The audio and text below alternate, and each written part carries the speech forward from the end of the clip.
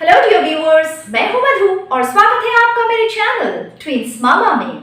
Labour के विभिन्न स्तरों के बारे में मैंने ऑलरेडी एक डेडिकेटेड वीडियो बनाया हुआ है, लेकिन हर माँ के लिए ये जो चाइल्ड बर्थ का प्रोसेस होता है काफी यूनिक होता है और हो सकता है इस दौरान कुछ कॉम्प्लिकेशंस आए, कुछ ऐसी बातें हो जो उन नॉर्मल स्टेजेस ऑफ लेबर में जैसा होता है वैसा ना हो।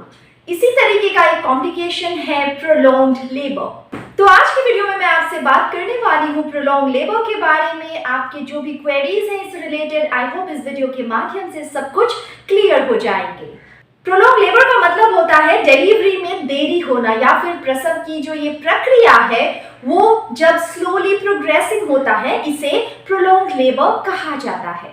वैसे प्रोलॉन्ग लेबर की कोई स्पेसिफिक डेफिनेशन नहीं होती। प्रोलॉन्ग लेबर क्या होता है ये एक वुड बी मॉम के लिए समझना इसलिए जरूरी है क्योंकि कुछ ऐसे फैक्टर्स होते हैं जो उनके कंट्रोल में होते हैं। मतलब अगर उन फैक्टर्स का वो ध्यान रखे फिर हो सकता है उन्हें ये कॉम्प्लिकेशन ना हो। इसीलिए प्रोलॉन्ग लेबर के बारे में मैं ये वीडियो बनाने जा रही हूँ और मेरी आपसे गुजारिश है कि इस वीडियो को देखने से पहले आप मेरे stages of labour related video को एक बार जरूर देखिएगा, फिर आपको इस बारे में एक अच्छी क्लैरिटी मिलेगी। Would be mom as well as गर्भ में पल रहे शिशु दोनों के लिए प्रोलॉन्ग लेबर काफी हार्मफुल हो सकता है और कुछ मामलों में ये जानलेवा भी हो सकता है। लेबर के अर्ली स्टेज को प्रोलॉन्ग कहते हैं अगर ये 8 घंटे से ज्यादा चले। फर्स्ट स्टेज ऑफ लेबर को प्रोलॉन्ग तब कहा जाता है अगर इसमें 12 घंटे से ज्यादा टाइम लगे और सेकेंड स्टेज ऑफ लेबर को प्रोलॉन्ग तब कहते हैं जब ये 2 से 3 घंटे से ज्यादा चलता हो। मतलब इन टोटल अगर 20 घंटे के ऊपर एक महिला को लग जाए इस प्रसव के प्रोसेस में तो इसे प्रोलॉन्ग लेबर टर्म किया जाता है। लेकिन in case of twins and triplets 16 घंटे के ऊपर के लेबर को प्रोलॉन्ग लेबर कहा जाता है। प्रसव की इस प्रक्रिया का धीमा होने का अक्सर 3 कारण होता है। पहला है पैसेज, दूसरा पैसेंजर और तीसरा होता है पावर। अगर हम पैसेज की बात करें तो अगर एक महिला का जो पेल्विक कैविटी है जिसके थ्रू गुजर के एक बच्चे को बाहर की दुनिया में आना होता है, अगर वो बहुत छोटा होता है या फिर जो बर्थ कैनाल है वो काफी छोटा होता है in comparison to the diameter of a baby's head, वैसे मामलों में हो सकता है बच्चे के सिर को इस पूरे वे के थ्रू बाहर आने में परेशानी हो। ऐसे में लेबर की अवधि काफी लंबी हो सकती है। रेयर केसेस में माँ के इस छोटे आकार के पेल्विस का कारण हो सकता है कुछ एबनॉर्मली फॉर्म्ड पेल्विस जो कि बाय बर्थ उस माँ का वैसा ही था, या फिर कुछ ट्यूमर का प्रेजेंस जो इस पाथवे को नैरो कर रहा हो। दूसरा फैक्टर होता है पैसेंजर या फिर फीटस रिलेटेड फैक्टर। मतलब अगर ड्यू डेट के आगे भी एक फीटस का ग्रोथ होता रहे, मतलब बेबी का ग्रोथ होता रहे और वो इतना बड़ा हो जाए कि उसके लिए इस बर्थ कैनाल के थ्रू आना थोड़ा मुश्किल हो जाए, ऐसे में भी हो सकता है कि लेबर की जो ड्यूरेशन है वो काफी लंबे टाइम तक चलता रहे। तीसरा है पावर। पावर का मतलब होता है पावर ऑफ कॉन्ट्रैक्शंस। जैसा मैंने आपको अपने प्रीवियस वीडियो में समझाया हुआ है कि एक माँ को ब्रैक्सटन हिक्स कॉन्ट्रैक्शंस आते हैं पहले और उसके आगे रेगुलर इंटरवल्स में कॉन्ट्रैक्शंस आते हैं और उसी के थ्रू एक बेबी बाहर की ओर पुश आउट होता है। कुछ महिलाओं में देखा जाता है कि ये जो पावर है ऑफ कंट्रैक्शन ये काफी वीक होते हैं, काफी धीमे कंट्रैक्शंस होते हैं, जिससे कि एक बेबी को पुश आउट करने की कैपेबिलिटी उनमें कम होती है और इसी वजह से जो लेबर की अवधि है वो काफी लंबी होती जाती है। अक्सर पहली बार अगर एक महिला को नॉर्मल डिलीवरी हो रही है तो अराउंड 16 से 18 घंटे उनको लग सकते हैं, लेकिन अगर ये पूरा पीरियड उसके ऊपर चला जाए, 18 से 20 घंटे या 24 घंटे तक बढ़ जाए तो इसे प्रोलॉन्ग लेबर कहते हैं। और इस दौरान देखा जाता है कि एक महिला काफी थक सी जाती है, वो डिहाइड्रेटेड सा फील कर सकती हैं, कमजोर फील कर सकती हैं, उनके पीठ पे ना सह पाने वाला एक दर्द सा महसूस हो सकता है, उनका पल्स रेट काफी ज्यादा बढ़ सकता है, गर्भाशय के ऊपर छूने पर उनको दर्द हो सकता है जिसे कहते हैं टेंडरनेस ऑफ द यूट्रस। तो अगर इस तरीके का कुछ हो रहा हो, ये कुछ साइंस है जो बताते हैं कि उनका लेबर प्रोलॉन्ग्ड हो रहा है।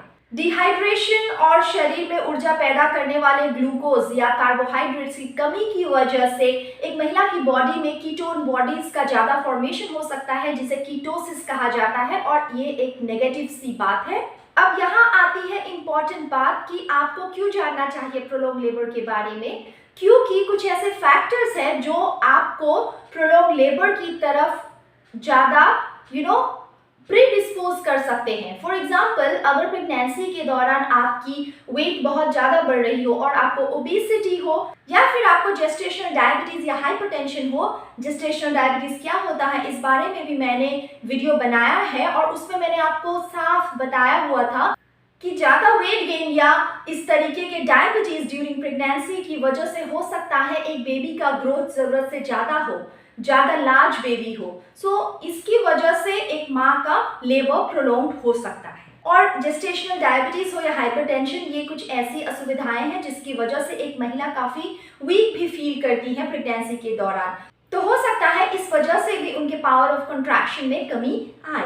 जैसे ज़्यादा मोटा होना एक रिस्क फैक्टर है, उसी तरह अगर एक महिला बहुत ज़्यादा पतली है और उनमें न्यूट्रिशन की कमी है, ऐसे में भी हो सकता है कि उनकी डिलीवरी की ये प्रोसेस काफ़ी लंबी चले। कुछ महिलाओं में गर्भावस्था के दौरान कोई एक्टिविटी ना करने की वजह से या फिर अच्छा लाइफस्टाइल ना अपनाने की वजह से हो सकता है उनमें मसल मास की कमी आ जाए और फैट्स बढ़ जाए। जैसा कि आपको पता है कि लेबर एक बहुत ही एक्टिव सा प्रोसेस है और इसमें आपके मसल स्ट्रेंथ का अच्छा होना बहुत ज़रूरी होता है। तो अगर आपका मसल मास कम है और फैटी टिश्यू ज़्यादा है तो हो सकता है ये भी एक रीज़न हो आपके प्रोलॉन्ग लेबर का। एज भी एक फैक्टर है। अगर एक महिला लेट टीनेज से अर्ली 30s के बीच कंसीव करती है तो ये आइडियल पीरियड माना जाता है प्रेगनेंसी के लिए, और कहते हैं कि इस दौरान एक महिला को प्रोलॉन्ग लेबर होने का जो रिस्क है वो काफ़ी कम होता है। लेकिन अगर एक महिला इस पर्टिकुलर एज से पहले या उसके बाद कंसीव करती है तो प्रोलॉन्ग लेबर का रिस्क बढ़ जाता है। अगर ये जो प्रसव की प्रक्रिया है ये 20 घंटे से आगे भी चलती रही तो जो मेडिकल टीम है वो उस महिला को क्लोज मॉनिटरिंग में रखते हैं और उन्हें एडवाइस करते हैं कि उनको रिलैक्स्ड और काम रहना चाहिए। जैसे मैंने पहले भी कहा है कि प्रोलॉन्ग लेबर एक माँ या बच्चे के लिए काफ़ी कॉम्प्लिकेशंस की वजह बन सकता है और कुछ मामलों में जानलेवा भी हो सकता है। कई इंस्टेंसेस में प्रोलॉन्ग लेबर के केसेस में सी सेक्शन भी करवाना पड़ सकता है, इमरजेंसी सी सेक्शन। तो मैं आपसे ये कहना चाहती हूँ कि अगर आप नहीं चाहती कि आपको इस तरीके का कोई खतरा हो, इसका रिस्क आप ड्रास्टिकली कम कर सकती हैं by following an active lifestyle during pregnancy. मतलब अगर आपकी प्रेगनेंसी के दौरान कोई कॉम्प्लिकेशन ना हो, आपके डॉक्टर्स ने आपको मना ना किया हो, फिर आपको एक्सरसाइज ज़रूर करना चाहिए और डाइट बहुत अच्छे से मेंटेन करना चाहिए। आपको कोई पैकेज खाना या ज़्यादा शुगरी खाना नहीं खाना चाहिए जिससे आपको जेस्टेशनल डायबिटीज़ या जेस्टेशनल हाइपरटेंशन होने के चांसेस हो, जिसका नेगेटिव इफेक्ट क्या होता है ये मैंने आपको ऑलरेडी बताया हुआ है। आप मेरे प्रीवियस वीडियोस को भी देख सकती हैं इस बारे में जानने के लिए। एक अच्छे लाइफस्टाइल और वेल बैलेंस डाइट के साथ ज़रूरी है कि आप खुद को स्ट्रेस फ्री भी रखें। स्ट्रेस फ्री रहना आपके लिए बहुत अच्छा है। आप बहुत सारे प्रेगनेंसी कॉम्प्लिकेशंस को और प्रोलॉन्ग लेबर के रिस्क को भी काफ़ी हद तक कम कर सकती हैं बाय बीइंग स्ट्रेस फ्री। उम्मीद करती हूँ मेरे व्यूवर्स को समझ आ गया होगा कि प्रेगनेंसी के दौरान उन्हें कौन से प्रिकॉशंस लेनी चाहिए ताकि वो प्रोलॉन्ग लेबर के रिस्क को कम कर पाएं।